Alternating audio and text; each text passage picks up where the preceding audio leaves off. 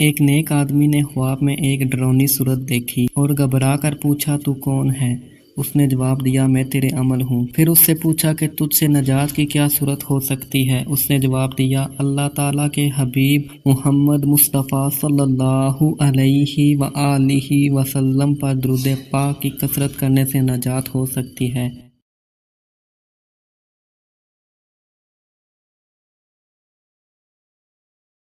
شیخ حسین بن Ahmad Bastami نے فرمایا میں نے اللہ تعالیٰ سے دعا کی یا اللہ میں خواب میں ابو صالح مؤذن کو دیکھنا چاہتا ہوں۔ چنانچہ میری دعا قبول ہوئی اور میں نے خواب میں مؤذن کو دیکھا۔ یہ بہت شاندار حالت میں ہے۔ میں نے پوچھا ہے ابو صالح مجھے اپنے یہاں کے حالات سے خبر دو، تو فرمایا اگر مصطفیٰ صلی اللہ علیہ وآلہ وسلم کی ذات گرامی پر درود پاک کی کثرت نہ کی ہوتی تو میں تباہ و ہلاک ہو گیا ہوتا۔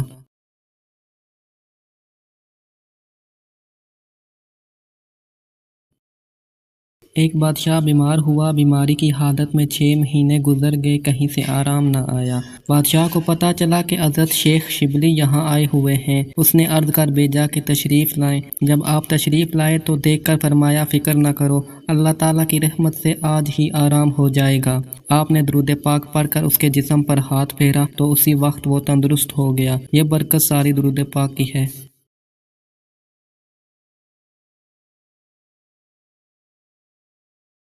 حضرت سید محمد اسماعیل شاہ بخاری کرما والے نقشبندی اپنے ہر مرید کو بعد نماز تہجد 500 مرتبہ درود شریف خضری روزانہ پڑھنے کی تلقین فرماتے تھے اور فرمایا کرتے تھے کہ درود شریف ہی اسم اعظم ہے۔